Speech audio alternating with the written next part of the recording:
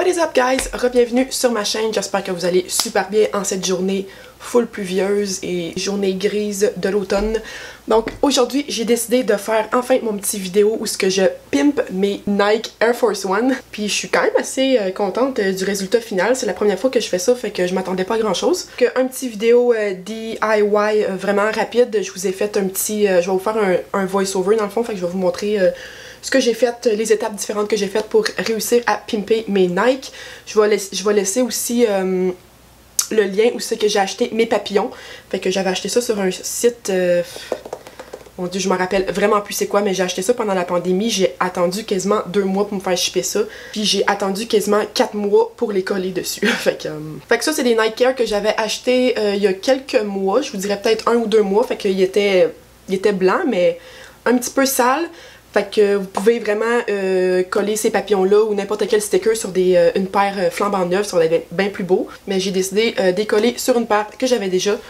C'est libre à vous, vous pouvez mettre ça sur n'importe quelle paire de souliers, même pas obligé d'être des Nike, même pas obligé d'être n'importe quoi. Tu peux faire ce que tu veux, c'est do it yourself, c'est as you wish. Fait que comme d'hab, abonne-toi à ma chaîne si tu l'as pas déjà fait, laisse-moi un thumbs up, un petit commentaire si tu as aimé cette vidéo-là, puis on part ça tout de suite.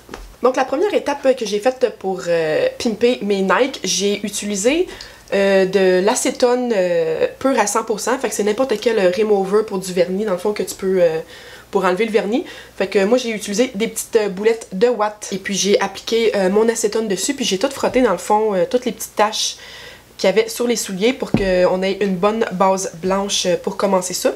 Puis je sais pas, je trouve qu'avec de l'acétone, ça marche super bien, tout s'enlève, puis ta petite ouate est assez douce que ça va pas venir détruire ou graffiner ou briser le cuir des souliers. T'as pas besoin de peser fort, ça s'enlève super bien, puis en plus, comme je disais, la ouate est super délicate, fait que ça laisse pas de petits dommages. Une fois que tu es content du résultat, tu peux commencer tout de suite à appliquer les collants. Comme je disais, je vais vous mettre le lien pour acheter ces collants-là dans la description en dessous du vidéo. Puis vous n'avez pas juste des papillons, là, je me rappelle, le site il y avait vraiment beaucoup d'autres choses. Tu peux choisir pour coller sur tes souliers, il y en a des réflectifs, en tout cas c'est vraiment vous avez un vaste choix sur ce site-là. C'est juste que le shipping est un petit peu long. Mais en tout cas, ça vaut la peine d'attendre.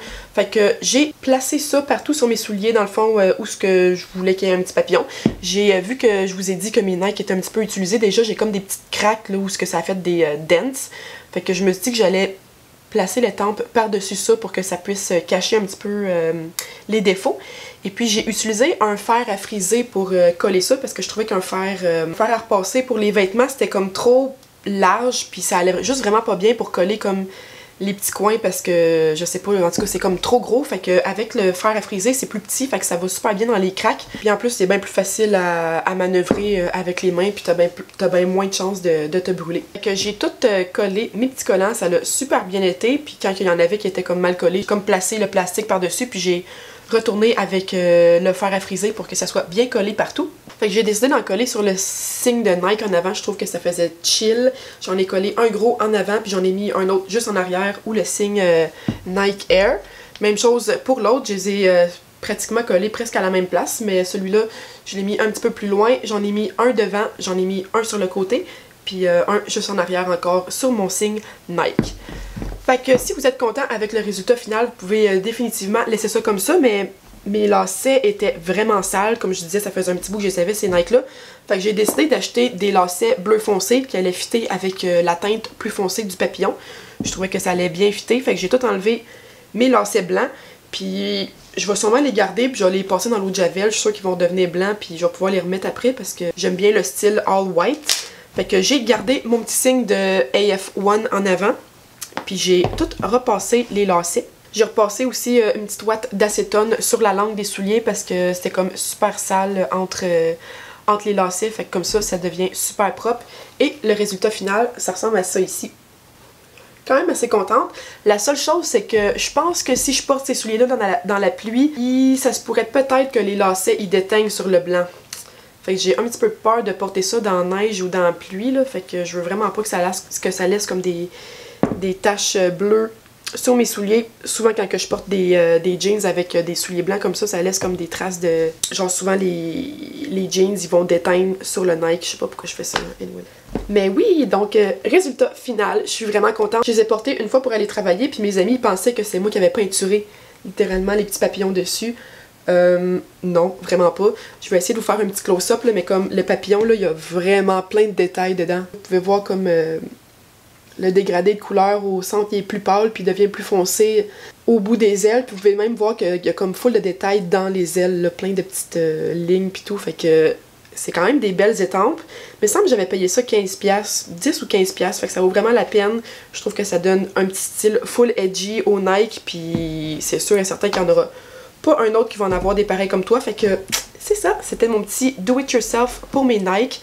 Un petit vidéo short and sweet, assez rapide. Mais j'avais vu une coupe de do-it-yourself de Nike comme ça sur Pinterest, fait que je voulais vraiment faire ma petite version. Je vais vous laisser aussi le lien de où c'est que j'ai acheté mes lacets. Je les ai trouvés sur Amazon parce qu'à chaque fois que j'allais en magasin pour essayer de trouver des lacets bleus, il y en avait, sauf que c'était des lacets ronds.